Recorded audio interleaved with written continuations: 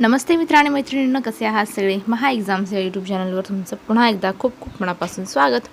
तर मित्रांनो, मी आहे जयश्री आणि आज आपण पाहणार आहोत इयत्ता 6वीतील इतिहास या विषयातील पाठ क्रमांक 9 दक्षिण भारतातील प्राचीन राज्ये हा घटक आपण आज पाहणार आहोत.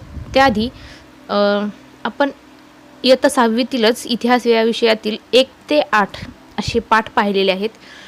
त्या व्हिडिओची प्लेलिस्ट मी डिस्क्रिप्शन बॉक्समध्ये देईल, जाऊन चेक करा. पाहिलं नसेल तर जाऊन चेक करा. त्याचबरोबर TETसाठी जे महत्त्वाचे घटक आहेत त्यावरही व्हिडिओ तयार केलेला आहे, त्याची लिंकही मी डिस्क्रिप्शन बॉक्समध्ये देईल, जाऊन प्लीज चेक करा, ते नक्कीच तुमच्या उपयोगाला पडतील. चला तर मित्रांनो, वळूयात आपल्या आजच्या विषयाकडे. त्याआधी जर तुम्ही माझ्या चॅनलला अजूनही सबस्क्राईब केलं नसेल तर प्लीज सबस्क्राईब करा, शेअर करा, लाईक करा आणि कमेंट करा. चला तर मित्रांनो, वळूयात आपल्या आजच्या विषयाकडे. तर दक्षिण भारतातील प्राचीन राज्ये. त्यांनी इथे नकाशा दिलेला आहे, त्यामध्ये सांगितलेलं आहे त्यांनी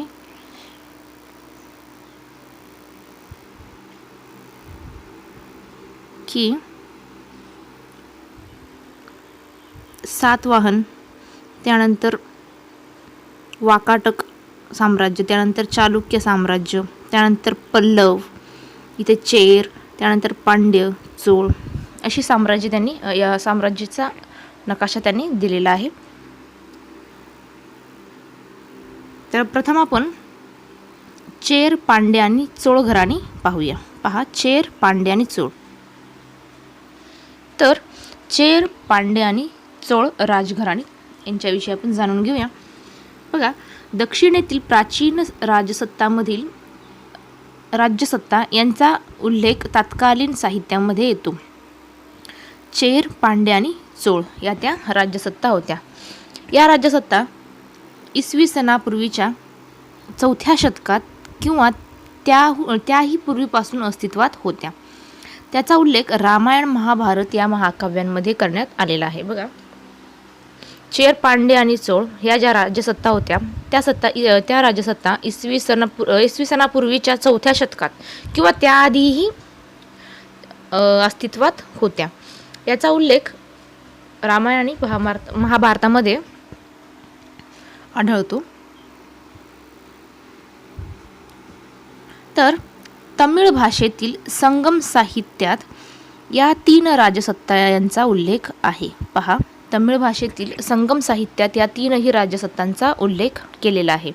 मौर्य सम्राट अशोकाच्या लेखनामध्येही त्याचा उल्लेख आहे. त्याचबरोबर मौर्य सम्राट अशोक याच्या लेखनामध्येही त्यांचा उल्लेख आहे. त्याचबरोबर Periplus of the Erythraean Sea या पुस्तकात म्युझिरिस हे केरळच्या किनाऱ्यावरचे अत्यंत महत्त्वाचे बंदर असल्याचे म्हटले आहे. पुढे पाहूया.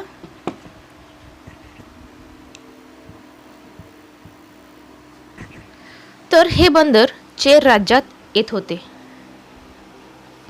कोणते बंदर? तर मुझिरिस हे बंदर चेर राज्यात येत होते. या बंदरातून, कोणत्या तर मुझिरिस बंदरातून मसाल्याचे पदार्थ, मोती, मौल्यवान रत्ने इत्यादी वस्तूंची इटलीमधील, रोमकडे आणि पश्चिमेकडील इतर देशांकडे निर्यात होत असे. पांड्य राज्याचा विस्तार आजच्या तमिळनाडूमध्ये होतो. तेथील उत्कृष्ट दर्जाच्या मोत्यांना खूप मागणी होती.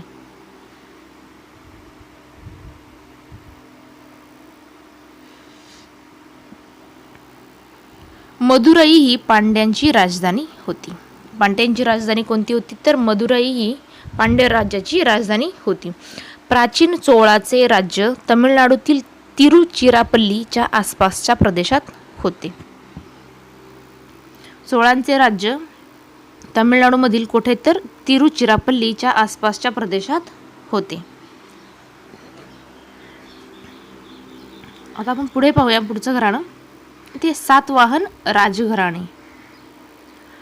मौर्य साम्राज्याच्या ऱ्हासानंतर उत्तर भारताप्रमाणेच महाराष्ट्र, आंध्र प्रदेश, कर्नाटक या प्रदेशातील स्थानिक राजे स्वतंत्र झाले. त्यांनी छोटी छोटी राज्य स्थापन केली. त्यापैकी एक म्हणजे सातवाहन घराणे. प्रतिष्ठान म्हणजेच पैठण ही या सातवाहन राजघराण्याची राजधानी पैठण ही होती. त्याआधी तर पैठणचे पूर्वीचे नाव काय होते तर प्रतिष्ठान असे पैठणला म्हटले जात असे. पैठण ही कोणत्या सातवाहन घराण्याची राजधानी होती. पुढे पाहूया. राजा सिमुक सातवाहन घराण्याचा संस्थापक होता. पहा, हे खूप महत्त्वाचं वाक्य आहे की सातवाहन घराण्याचा संस्थापक कोण होता तर राजा सिमुक. कोण? राजा सिमुक हा सातवाहन घराण्याचा राजा होता. पुणे जिल्ह्यातील जुन्नर जवळच्या नाणेघाटातील लेण्यात असलेल्या कोरीव लेखांमध्ये या घराण्यातील महत्त्वाच्या व्यक्तींची नावे आहे. काही सातवाहन राजे यांच्या नावाशी आईचे नाव लावले जात असे. बघा, उदाहरणार्थ गौतमीपुत्र सातकर्णी. पहा, पुणे जिल्ह्यातील जुन्नर जवळच्या नाणेघाटातील लेण्या असलेल्या कोरीव लेखांमध्ये या घराण्यातील महत्त्वाच्या व्यक्तींची नावे आहेत. काही सातवाहन राजे त्यांच्या नावाआधी आईचे नाव लावत असते, जसे उदाहरणार्थ गौतमीपुत्र सातकर्णी. पुढे पाहूया.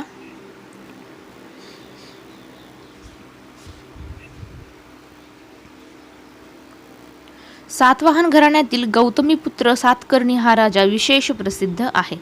त्याच्या पराक्रमाचे वर्णन नाशिक येथील लेण्यांमध्ये कोरीव लेखांमध्ये केलेले आहे. पहा, जो गौतमीपुत्र सातकर्णी राजा होता हा सातवाहन घराण्यातील प्रसिद्ध राजा होता. त्याच्या पराक्रमाचे वर्णन नाशिक येथील लेण्यांमधील कोरीव लेखांमध्ये केलेले आहे. त्याने शक राजा नहपान याचा पराभव केला. गौतमीपुत्राचा उल्लेख नाशिकच्या लेखात त्रिसमुद्रोत्तोय पितवाहन असा केलेला आहे. पहा, त्याने शक राजा नहपाल याचा पराभव केला. तसेच गौतमीपुत्राचा उल्लेख नाशिकच्या लेखात काय म्हणून आहे तर त्रिसमुद्रोत्तोय पितवाहन असे केलेले आहे. तोय म्हणजे काय तर पाणी. घोडे हे राजाचे वाहन होते. बघा, पुढे पाहूया. त्याच्या घोड्यांनी 3 समुद्राचे पाणी प्यायले आहे असा त्याचा अर्थ होतो. कशाचा तर त्रिसमुद्रोत्तोय पितवाहन म्हणजे काय तर त्याच्या घोड्यांनी 3 समुद्राचे पाणी प्यायले आहे असा त्याचा अर्थ आहे. पुढे पाहूया.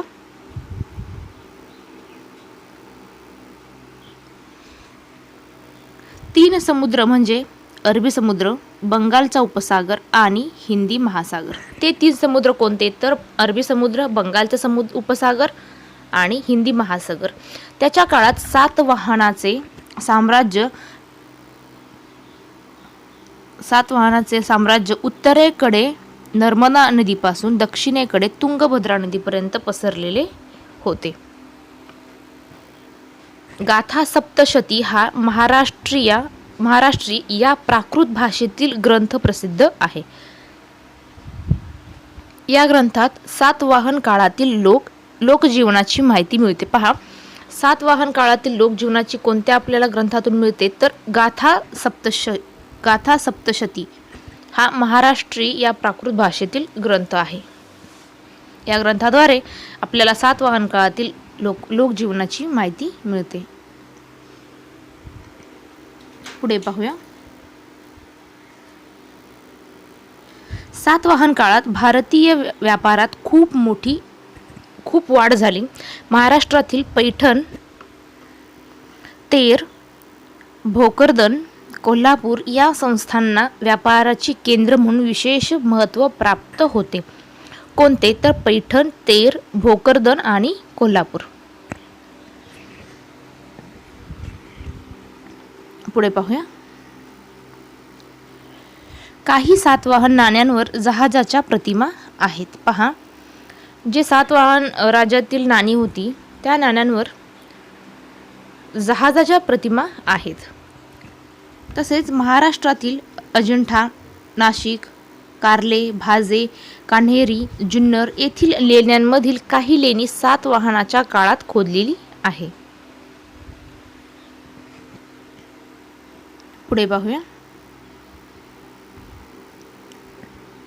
पहा, सातवाहन काळातील नाणी, त्यावर जहाजाची प्रतिमा होती. त्यानंतर पाहूया कार्ले येथील चैत्यगृह.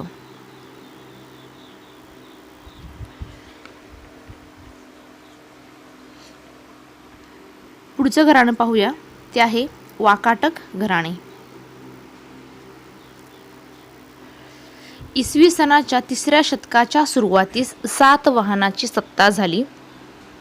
त्यानंतर सातवाहनाची सत्ता संपुष्टात आली. त्यानंतर उदयाला आलेले राज्य घराण्यामध्ये वाकाटक हे एक समर्थशाली राजघराणे होते. पुढे पाहूया, राजघराण्यांच्या संस्थापकाचे नाव विंध्यशक्ती असे होते. वाकाटक राजघराण्याच्या संस्थापकाचे नाव काय होतं तर विंध्यशक्ती असे होते. विंध्यशक्तीनंतर पहिला प्रवरसेन हा राजा झाला. विंध्यशक्तीनंतर पहिला प्रवरसेन हा राजा झाला. पुढे पाहूया, प्रवरसेनानंतर वाकाटकचे राज्य विभागले गेले. त्यातील 2 शाखा प्रमुख होत्या. त्यातील पहिली जी शाखा होती त्याची राजधानी होती नंदीवर्धन, म्हणजेच आजचे नागपूर जवळील प्रदेश येथील होता. दुसरी शाखा होती ती दुसऱ्या शाखेची राजधानी होती वत्सगुल्म, म्हणजे सध्याचे वाशिम, जिल्हा वाशिम येथे होती. पहा, विंध्यशक्तीनंतर या राजानंतर पहिला प्रवरसेन हा राजा झाला. प्रवरसेनानंतर वाकाटकचे राज्य 2 विभागात विभागले गेले. त्यातील पहिली जी शाखा होती त्याची राजधानी नंदीवर्धन होते आणि दुसरी शाखेची राजधानी होती वत्सगुल्म, म्हणजेच सध्याचे वाशिम. पुढे पाहूया, विंध्यशक्ती याचा मुलगा पहिला प्रवरसेन याने वाकाटक साम्राज्याचा विस्तार केला. त्याच्या कारकिर्दीत वाकाटकचे साम्राज्य उत्तरेस माळवा आणि गुजरात या प्रदेशापासून दक्षिणेला कोल्हापूरपर्यंत पसरलेला होता. तसेच कोल्हापूरचे त्या काळातील नाव कुंतल असे होते. कोल्हापूरचे पूर्वीचे नाव काय होते तर कुंतल असे होते. गुप्त सम्राट दुसरा चंद्रगुप्त याची मुलगी प्रभावती हिचा विवाह दुसरा रुद्रसेन या वाकाटक राजाशी झाला होता. पहा, या आधीच्या व्हिडिओमध्ये आपण पाहिलेलं आहे गुप्त साम्राज्य. त्यामध्ये पाहिलेलं आहे की दुसऱ्या चंद्रगुप्त याची मुलगी जी होती प्रभावती हिचा विवाह प्रवरसेनचा मुलगा दुसरा रुद्रसेन या वाकाटक राजाशी झाला होता. पुढे पाहूया,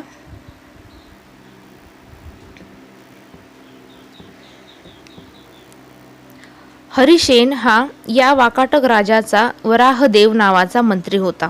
कोण तर वराहदेव हा हरिसेन या वाकाटक राजाचा मंत्री होता. तो बौद्ध धर्माचा अनुयायी होता.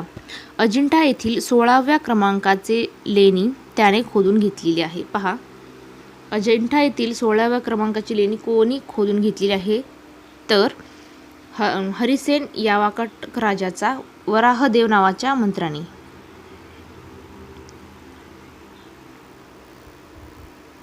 पहा, अजिंठा येथील लेणी. पुढे पाहूया, अजिंठा येथील बोधिसत्व पद्मपाणी हे चित्र आहे. पुढे पाहूया, अजिंठ्याच्या इतरही काही लेण्यांमध्ये खोदाईचे तसेच ती लेणी चित्रांनी सुशोभित करण्याचे काम हरिसेन याच्या कारकिर्दीत झाले. पहा, जी आजची अजिंठ्याची लेणी आहेत ती लेणी खोदण्याचे आणि ती लेणी चित्रांनी सुशोभित करण्याचे काम कोणाच्या काळात झाले किंवा कोणाच्या कारकिर्दीत झाले तर हरिसेनाच्या कारकिर्दीत झालेले आहे. पुढे पाहूया, वाकाटक राजाचा दुसरा प्रवरसेन याने वाकाटक राजा दुसरा प्रवरसेन याने महाराष्ट्री या प्राकृत भाषेतील सेतुबंध या ग्रंथाची रचना केली. तसेच कालिदासाचे मेघदूत हे काव्यही याच काळातील आहे. पहा, वाकाटक राजा दुसरा प्रवरसेन जो होता त्याने महाराष्ट्री या प्राकृत भाषेतील सेतुबंध या ग्रंथाची रचना केली. तसेच कालिदासाचे मेघदूत हे काव्यही याच काळातील आहे. पुढे पाहूया. पुढचं राजघराणे आहे ते आहे चालुक्य राजघराणे. कर्नाटकातील चालुक्य राजघराण्याची सत्ता बलशाली होती. वाकाटकानंतर प्रबळ झालेल्या सत्तांमध्ये कंदब, कलचुरी इत्यादी यांचा समावेश होता. त्या सर्वांवर चालुक्य राजांनी वर्चस्व प्राप्त केले. तर पहिला पुलकेशी याने इसवी सनाच्या 6व्या शतकात चालुक्य घराण्याची स्थापना केली. पहा, चालुक्य घराण्याची स्थापना कोणी केली तर पहिला पुलकेशी याने चालुक्य घराण्याची स्थापना केली. चालुक्य घराण्याची राजधानी कोणती होती तर कर्नाटकातील बदामी ही त्याची राजधानी होती. बदामीचे पूर्वीचे नाव काय होते, प्राचीन नाव काय होते तर वातापी. बदामीलाच वातापी असेही म्हटले जात होते. पुढे पाहूया. चालुक्य राजा दुसरा पुलकेशी याने सम्राट हर्षवर्धनाचे आक्रमण परतावून लावले होते. पहा, जो चालुक्य राजा होता दुसरा पुलकेशी याने सम्राट हर्षवर्धन याचे आक्रमण परतावून लावले होते. बादामी, ऐहोळे, पट्टदकल येथील प्रसिद्ध मंदिरे चालुक्य राज्यांच्या कारकिर्दीत बांधली गेलेली आहे.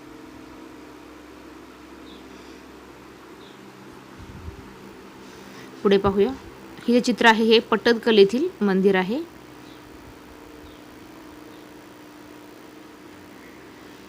पुढचे राजघराणे पाहूया. पल्लव राजघराणे.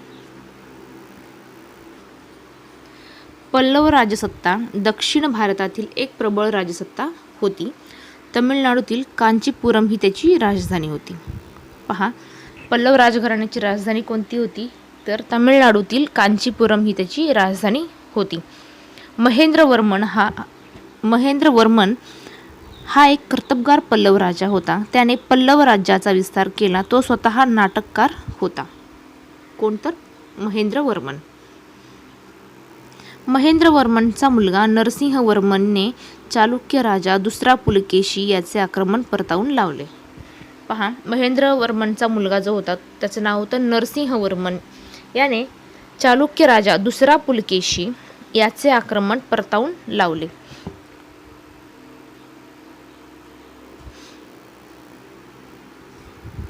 त्याच्या कारकिर्दीत महाबलीपुरम येथील प्रसिद्ध रथमंदिर खोदली गेली. ही रथमंदिरे अखंड पाषाणात खोदली आहे. पहा, महेंद्रवर्मनच्या काळात महाबलीपुरम येथील प्रसिद्ध रथमंदिर खोदली गेली. ही रथमंदिरे अखंड पाषाणात खोदलेली आहे. त्याचं आपण चित्रच पाहूया. महाबलीपुरम येथील रथमंदिरे.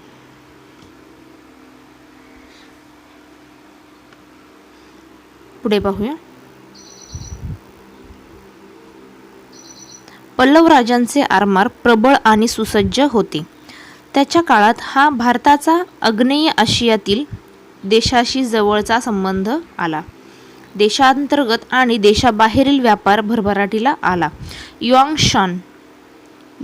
शॉंग याने कांचीला भेट दिली होती. त्याच्या राज्यात सर्व धर्मांच्या लोकांना सहिष्णुतेने आणि न्यायाने वागवले जाई असे त्याने म्हटलेले आहे. पहा, युआन शॉंग याने कांचीला भेट दिली होती. कोणाच्या काळात तर पल्लवांच्या काळात.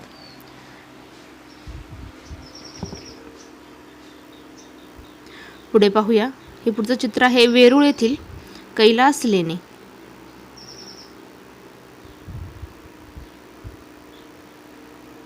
पुढे पाहूया. पुढचं राजघराणं आहे ते आहे राष्ट्रकूट राजघराणे. राष्ट्रकूट राजघराणे याच्या भरभराटीच्या काळात त्यांची सत्ता विंध्य पर्वतापासून ते दक्षिणेला कन्याकुमारीपर्यंत पसरलेली होती. पहा, राष्ट्रकूट राजघराणे कोठून कुठपर्यंत पसरले होते, तर विंध्य पर्वतापासून ते दक्षिणेला कन्याकुमारीपर्यंत त्यांचे राजघराणे पसरले होते. दंतीदुर्ग या राजाने प्रथम त्याची सत्ता महाराष्ट्र स्थापन केली. पहा, महाराष्ट्र स्थापन केली. बघा, दंतीदुर्ग या राजाने प्रथम त्याची सत्ता महाराष्ट्र स्थापन केली. त्याचबरोबर कृष्णराजा पहिला याने वेरूळचे सुप्रसिद्ध कैलास मंदिर खोदविले. वेरूळचे सुप्रसिद्ध कैलास मंदिर कोणी खोदवले, तर कृष्णराज पहिला याने वेरूळचे प्रसिद्ध कैलास मंदिर खोदविले. तर मित्रांनो, तुम्हाला आजचा व्हिडिओ कसा वाटला नक्की कमेंट करून कळवा. व्हिडिओ आवडला असेल तर व्हिडिओला लाईक करा, शेअर करा आणि सबस्क्राईब केलेलं नसेल चॅनलला तर प्लीज सबस्क्राईब करा. चला तर मित्रांनो, थांबूया इथेच, भेटूया पुढच्या व्हिडिओमध्ये. तोपर्यंत धन्यवाद.